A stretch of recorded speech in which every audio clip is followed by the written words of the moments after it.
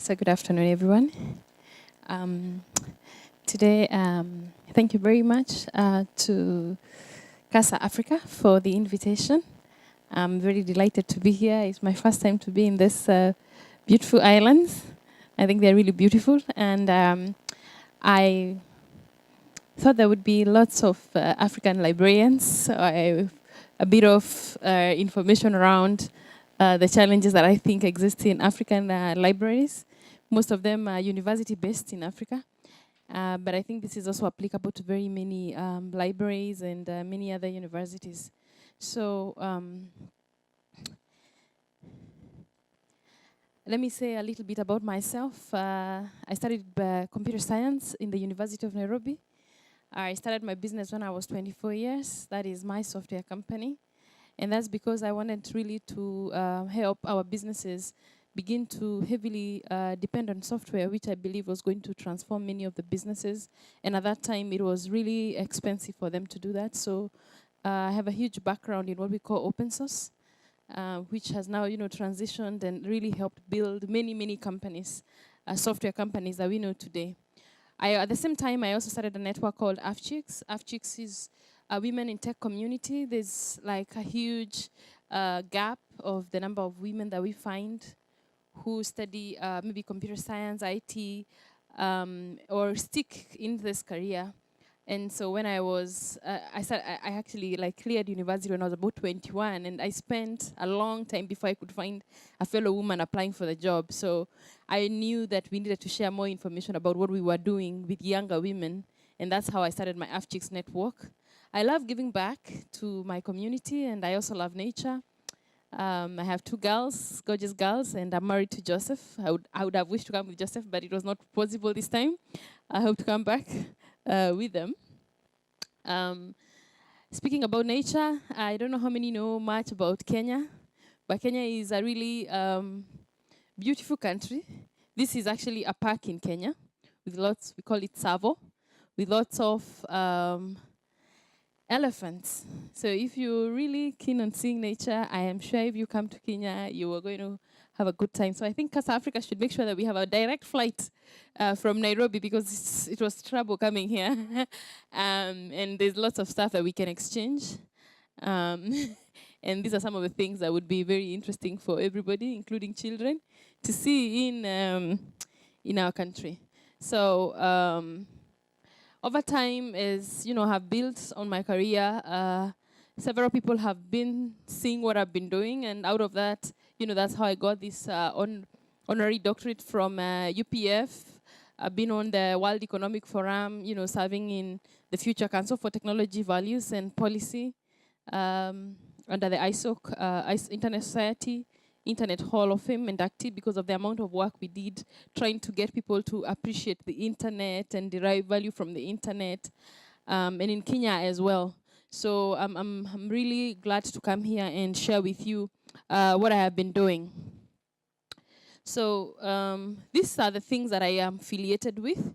Openworld is the first company that I incorporated, and then I have Open Business, and then I have SME First, and then I have AFCHICS. So really, every work I do every day, we spoke about purpose early in the day, I like to see how technology can transform the African continent. And I think about our society, I think about our government, and I think about our enterprises.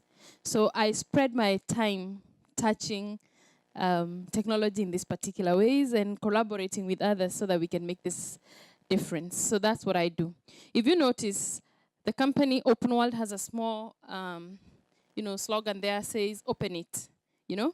I always felt post-university that technology needed to be demystified. People just find that that is technology and then that's me. But I think it's part of our lives. So that's one of the reasons I actually thought about that when I was 24 years, and I still feel that there's a lot of work to be done around that. So now I want to speak about university research and how I connected with the education sector and what I feel that libraries could do, and ways that they can collaborate with, especially the young population within the universities to make a change. So I started my career, and an organization called the Kenya Education Network. It's a research and education network in Kenya. There's many of them in many parts of the world, but this was a project when I joined.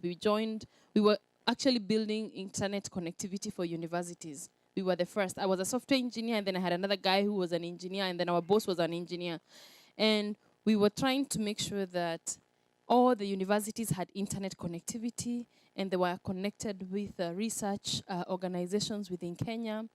And I can assure you, having been a product of the university, it was a big eye-opener as to the power of the education system to our society. And I started to appreciate how much the education system had built me, and I felt like it's a very fulfilling thing to be part of, the communities that generate, that just bring knowledge together and transform you from a little child, with little knowledge of the world, and helps you to get all this information and how you can now use that information to also live, make a difference in the world. So Kenneth was a very great place for me to start my career. And as I was there, being a software engineer, since we built a lot of time building the infrastructure, I felt that it was very heavy on connectivity. I'm not an electrical, electronic engineer, infrastructure engineer. I was going for the soft part, but we were not doing that a lot. So I have always felt that, these research and education networks need to begin having 20% on the infrastructure and 80% on the data that is being generated and how we can use it. And I feel so very strongly, especially in African universities, because we need to unleash the power of all this hidden content that is sitting in the universities. A lot of people have passed through the university systems, colleges. They've written lots of papers, for years, trying to propose different solutions to different challenges that they see in their environment.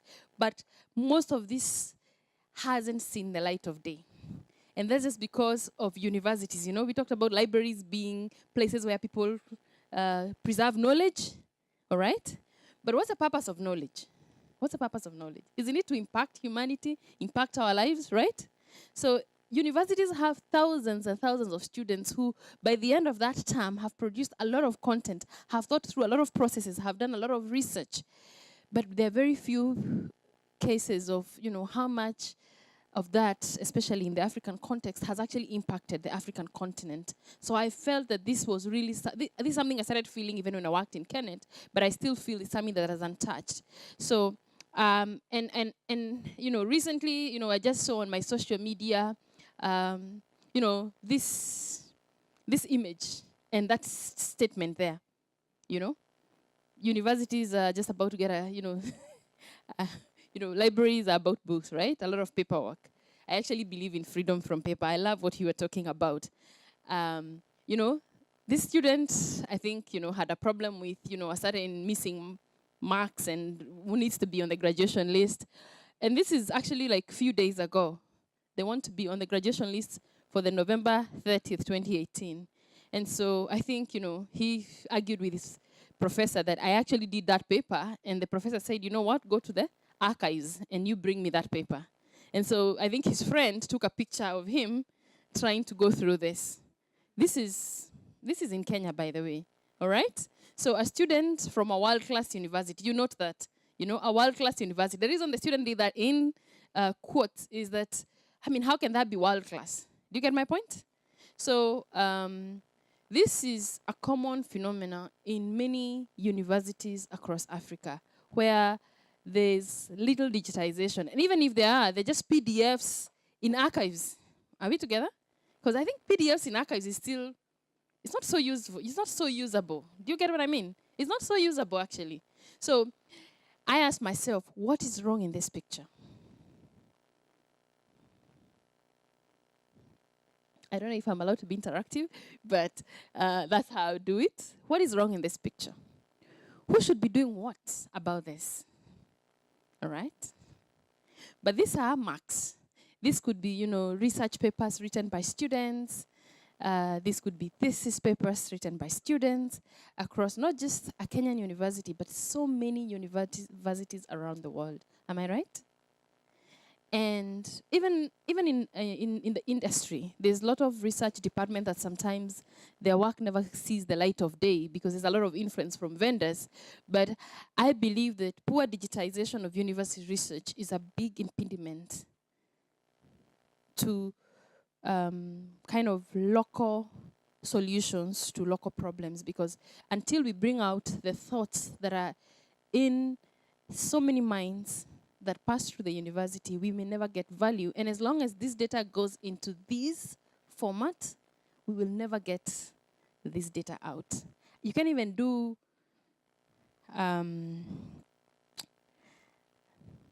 text analysis. We can't even analyze, we can't do anything with this data until it's in some form of digital form. So this is a very big problem for me and for the universities that I see.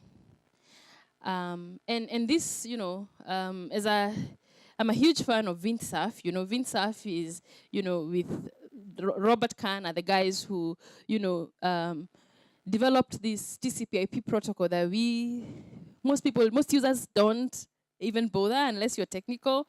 When you talk about, do you have an IP address on your machine, which you don't care anymore, the guys who wrote the protocol that actually helped power computer networks is, Windsurf and Robert Kahn. And out of their work at the university, this is what happened. We have the internet, all right? We have the internet. Everybody was telling me, I read about you because you went to a web page somewhere and you found some stuff. That's how much we don't realize the power of what's happening in the universities. You can imagine if this paper was something sitting in a place like this. Do you think we would have the internet? So how many solutions are actually sitting in the universities, in the libraries, in the archives, to problems in Spain, to problems in Latin America, to problems in Africa, to problems in other emerging countries, or even the global problems that sometimes we think don't have solutions, but haven't seen the light of day because they never became, they were not, kind of put out there and implemented and, brought to scale in ways that we can actually solve world problems. This to me is a huge problem, and since the university in the universities, the libraries are actually like the custodians of this data, I feel that there's a lot of work that needs to be done about that, because this tells you the power of bringing out this content and make sure that we can actually, scale it, implement it, commercialize it, anything that we can do to actually make sure that this is continuously developed. We build on the work that comes out of these university environments. So what I see as, lost opportunities is we have lost a lot of value because we can't scale some of the propositions that come out of, the research, the thesis papers that are written by the students, especially in developing countries. In my country, that I can tell you for sure is a big problem. We sometimes bring in consultants from other parts of the world thinking that they can solve problems, but sometimes the actual solutions are sitting in our libraries. Right? This is a huge problem for many countries, especially with the power of the internet, where we Google everything and we think that's where the solution will come from, but sometimes the solution will never fit in as well if there is no local context to it. So we also have very poor peer collaboration between research projects across different research groups within the universities, or even students. There's no way a student in University A, University of Nairobi, would know, that a student in Moi University is trying to solve the same problem. You understand? And there's no maybe mechanism to help them collaborate and actually, work on the same project, or, bring out the same paper to talk about how they can solve those problems. Yet these are two different minds. So recently there's a whole ecosystem, of innovation labs, innovation hubs, and helping people to become co-founders. But I actually think that the true value is when you spend years at the university together, when all you have to do is to study and learn and experiment, and you aren't doing that, years, and these are the kind of the lost opportunities that I think we have.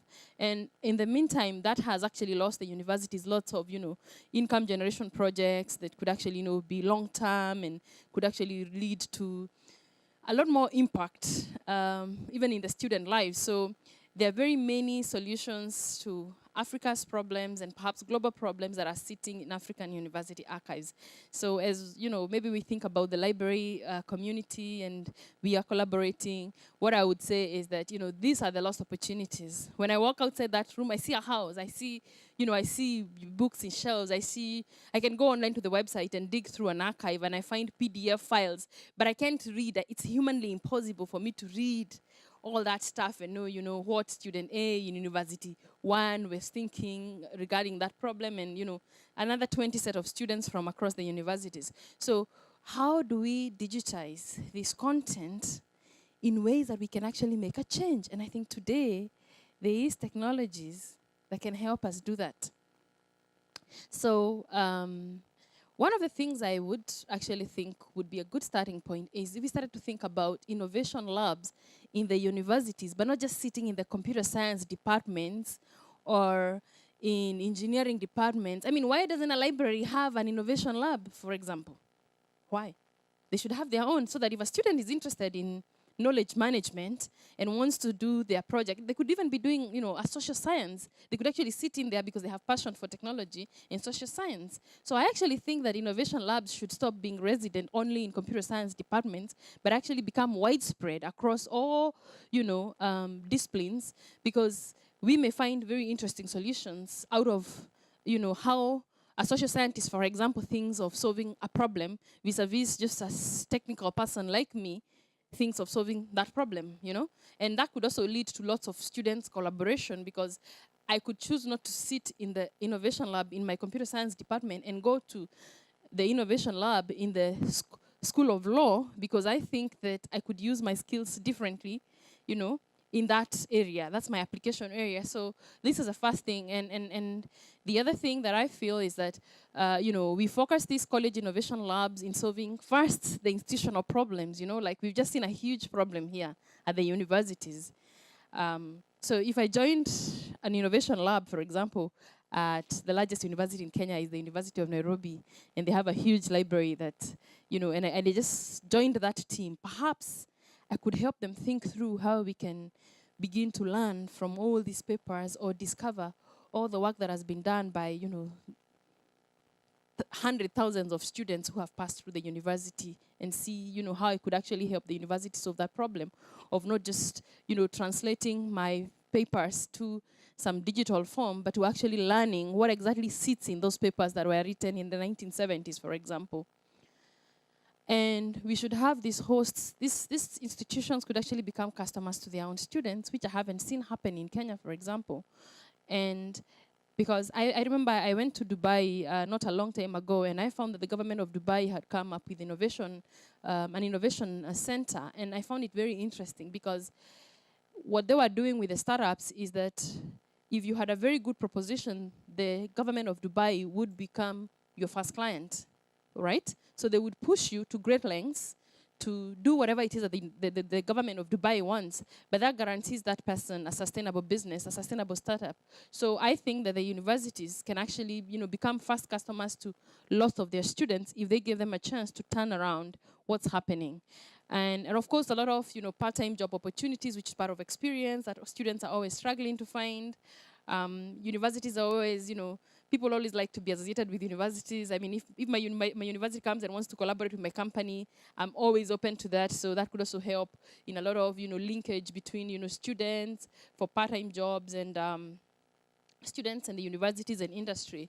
And research group project opportunities would emanate from this, because the problems that, you know, University 1 is facing is probably similar with another one in Tanzania, another one in Uganda, and there's lots of already organizations that help universities collaborate, but perhaps not necessarily on these particular lines.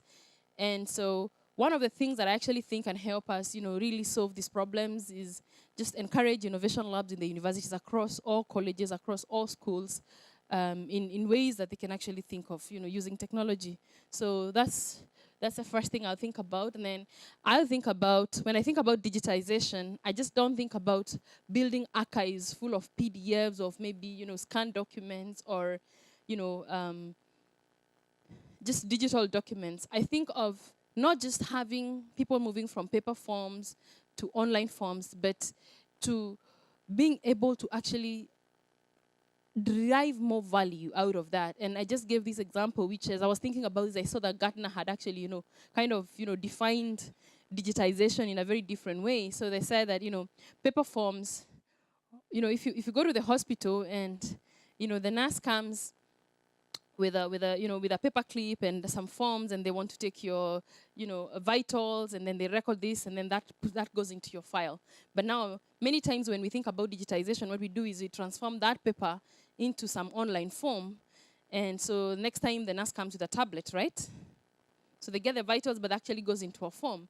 But I think the future that we are looking at in terms of digitization is something a lot more smarter. So we are thinking about how can machines be used, like how can this, smart device on my wrist be used to get my everything, all my vitals, and this goes real time, every so often, in a way that the nurse doesn't have to come around to take measurements. Next time they're coming to be more human to me, like, visit, be friendly to me, lift my mood, because all that data is already in there, rather than now doing very repetitive work that doesn't always build that, human connection, which is what you really need when you're unwell. So when we're thinking about all this data that is sitting in papers, we have to be thinking, what can we use? How can we use smart machines? How does IoT come in? How do we, put out all these archives, do a bit of, use machine learning, do text analytics, do deep learning, and know exactly what kind of knowledge people have or we have actually lost by not, digitizing this content, trying to learn what everybody thought, helping students build on what other people thought earlier, and seeing how this can actually, bring out solutions that perhaps already are known but haven't really been exploited. So how can we tap into all this research work sitting in the repositories and archives across our universities in ways that we can actually provide local solutions to local problems? Because I think there's many things that we've talked about for a long time around the world about problems that don't seem to go. But I always wonder if we have exhausted all the kind of opportunities that people have presented in terms of how we could solve those problems. And to me, I think we haven't done that, and especially in the African context, this hasn't been done. So this is my first half of the presentation, and the question that I had to ask is, simply replacing papers with digital forms or online forms is not enough. We must be able to correlate, analyze, build, and unleash the power of all this university-based research work in ways that today we can actually discover the true knowledge that exists and solutions that how we can solve how we can solve the problems that we have, for example, in our continent, with knowledge that is actually coming from locals, but we haven't tapped into it. And I think that's where the libraries can come in with a different response by actually pulling out all this knowledge that they have been custodians of and helping us to do more with it because it exists, instead of keeping on doing it again and again or trying to borrow from somewhere else when the true solution already exists. So thank you very much. This is purely just a perspective that I have because I haven't tried it, but it's what I feel from my experience working with the universities and the space that I see that can be filled on that. Next, I wanted to discuss what I do now on a day-to-day basis about data and digitization. It's a different segment. Are we allowed to take questions? I haven't seen questions. I haven't seen questions in the previous session, so I don't know if that's going on.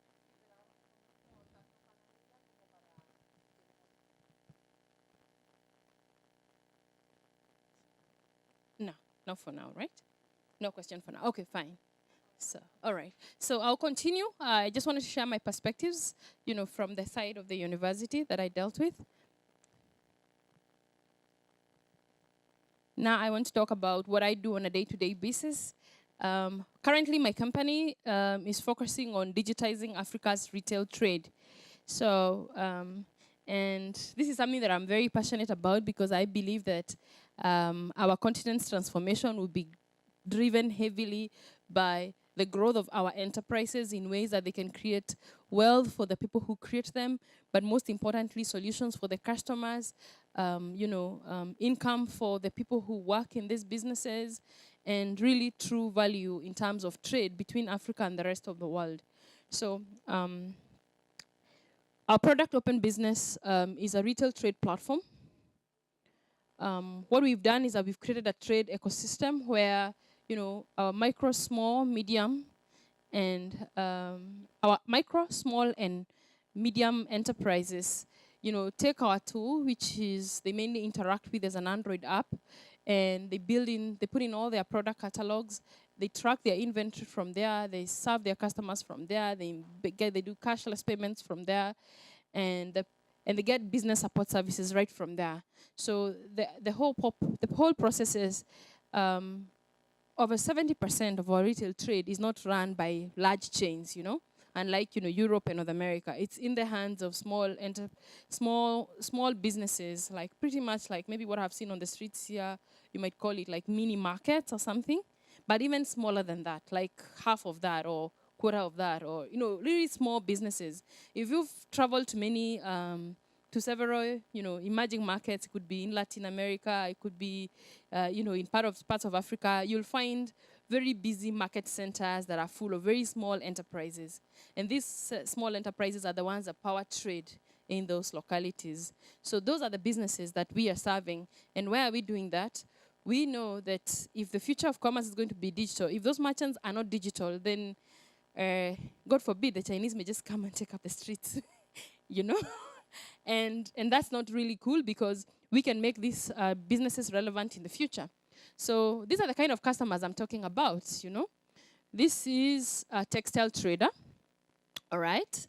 So what they do is they use that small book here, like a little exercise books, to keep track of their inventory, goods that they brought in, customers who bought on credit, the sales that happen. And obviously, if we don't take care of this customer is going to disappear, this guy is a very important part of the society. He supports livelihoods. He has workers. He has suppliers. He has, a whole ecosystem is under threat, with digital commerce if this kind of customer doesn't become digital. So, and the others are selling the usual consumer goods, from the diapers to the lotions to all the needs in the local neighborhoods of this segments. And the problem is that 90.5% of these businesses are operating manually. Actually, they are informal to the extent that even government cannot collect tax from them. That is how serious the problem is. So this is not just a problem for this merchant. This is a problem for the economy in a big way, right? So, and globally, 80% of these businesses are actually informal. So this is a global problem. There are very many all over the world. So, and these are the businesses that we want to digitize, and we've built a solution to do that, but allow them to interact with other third parties digitally. So these retailers are found in this kind of localities, very busy business centers, locked up in places where, many people would not walk, actually. And in future, and with the new generation, we find that the younger consumers don't want to walk to any place to look for any good, right? So they have inventory sitting in these blocks. But if we don't find a way of helping them to put this inventory in a way that is digitally published, then they're going to stick with their inventory for life, and they may just lose all that stock, right? So we went in here to help these merchants digitize and actually digitize our commerce in different ways. This is how they keep their records, They write receipts, right? They don't, and they're fine. And these are the ones who do that. Others just take cash and give you the goods, right? This is how they do trade, And it's still common in many places and many parts of the world. But my biggest concern was everything written on this receipt is business information. Stock has moved, money has been received. We're not sure, it's not always that the person working in the business is the business owner, so sometimes money is lost, sometimes the receipt is, there's lots of pilferage that exists. So we wanted to make sure that this data is not just available to the business owner, we are actually also preparing these businesses to access credit, because the other big problem that these merchants face is access to credit, because nobody can be able to assess them because they don't have any data. I mean, when you show up, when the banker shows up and this is what you give them as your record, then nobody's going to talk to you, right? So that means that even if you're doing business worth, $100,000 a year, you have no proof for it, but it's possible that that's what you're doing. And this is a big problem in emerging markets. So specifically, we started working out in Kenya, but we've seen a lot of adoption in so many parts of the world. This is their typical foot traffic. So you can see, even if a customer walks away with some items hidden, I mean, if they don't have this, they don't even have anything to scan as you walk out, to find out whether whatever you just carried was paid for. So this is really the typical situation of these merchants. They do lots of trade, they power the commerce, but unfortunately they're purely manual. And so we took a big challenge of wanting to digitize this kind of merchants. And that's because I personally like solving problems that I feel can impact our society. So the problems that we are trying to solve for these merchants is, one, inventory and stock management, cash management and reconciliations, and proof of income. These are the three critical problems that if we don't solve, then we can't really have sustainable businesses into the future, because even as fintech is coming in, nobody will be able to really have appropriate credit scores, and as we increase default, we're gonna not find these businesses sustainable. So the other element is business records. People just don't know what's going on in their businesses. They don't know if they made a profit. They don't know if they made a loss. They don't know if they're eating into their capital. They have no idea what's going on. So when we do this, we help them with their cash flow. We help them to get ready for access to finance. And most importantly, they're able to get true analytics of, who owes you, what kind of money, which supplier do you pay the highest amount of money, which products move first, which is the most profitable. And, with all this information, our hope is that, in future, we are able to present them into commerce. We've been working on a marketplace so that we publish the entire inventory as a marketplace, and people can interact with these businesses online, and also reduce stiff competition, and also help them with employee management, which is a big challenge for them. So these are the problems that we are trying to solve with digitalization for these kinds of merchants. And how we do that is that we just help them work with the devices that they already have. We already have millions of Android devices.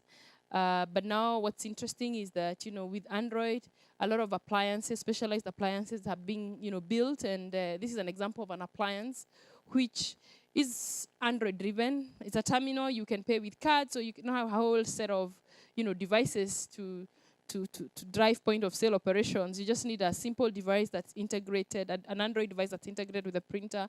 And using different kind of, integrations, we can help them, process cards, process mobile money payments, track their inventory, track their sales, and from where you are, you can be able to see what's going on. So this is the kind of, solutions that we are delivering to our nature, our kind of customers, mobile and internet-ready technology that makes sure that our small merchants don't become irrelevant in this digital age, and we give them technology that is on platforms that they can actually, afford and already have. So these are the kind of terminals I'm talking about, which are Android-driven. This is all, kind of POS hardware, which, is now heavily being manufactured, especially, in China, but I've seen even large, global companies thinking about this. Our product is device agnostic, but the whole game here is to ensure that, we grow our African enterprise ecosystem to be relevant in the new age of commerce, which is purely digital, right?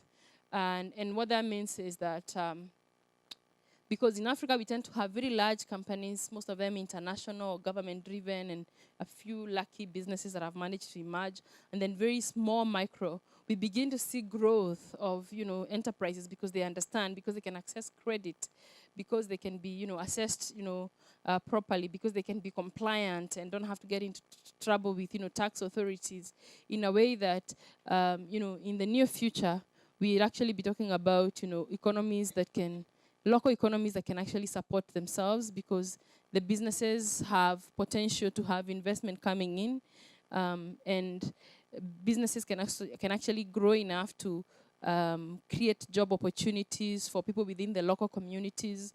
And in future, they're not threatened by, the influx of, for example, of, in Kenya right now, we have a lot of challenges with an influx of Chinese traders, right?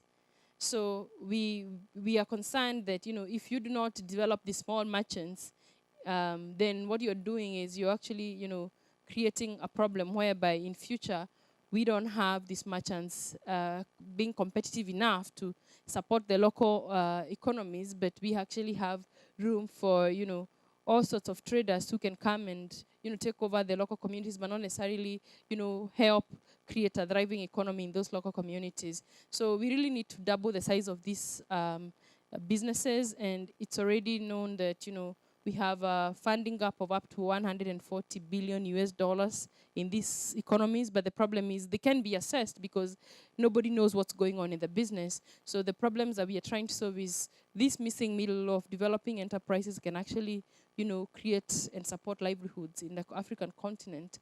How do we ensure that technology comes in and makes a difference to those economies?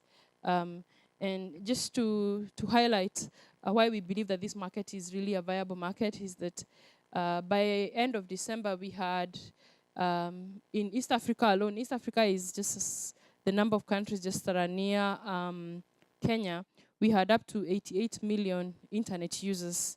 And these are people who mainly go to Facebook, Instagram, Twitter, and so and people are using those channels to try and market their wares, but they actually, don't have a fully French background or back end for their businesses to help them, consistently keep their businesses online and keep their, posts updated. So these are 88 million is a very big market that, these businesses should be able to leverage. But right now they're not able to leverage because the businesses have their wares inside, their stores. They don't have a way of, being discovered by the community. They don't have a way of putting their products online and tracking their stocks, consistently. But what is most interesting is that, at the same period, Africa itself had about 453 million internet users. This is a huge market, right? When you think about digital traffic. So this 35% internet penetration shows that unless we ready our small businesses to be able to trade with, our population, which is actively online and which can only grow, then we actually, exposed to a situation whereby we cannot sustain these businesses in a relevant way. So our company is making effort to make sure that, all this entire, inventory and digital interaction between the small businesses and the population as it goes online, happens in a way that, there's a future promise of how commerce can be actually digitally driven. And this is what I do on a day-to-day basis in terms of digitizing. And there's many application areas that are being done very differently by different people. But to ensure that, the African continent in using locally relevant solutions is able to, digitize and interact with the market in a digital way, and really have a promise in the future where we know that, digital will be the language that everybody wants to interact with any business on. So thank you very much. And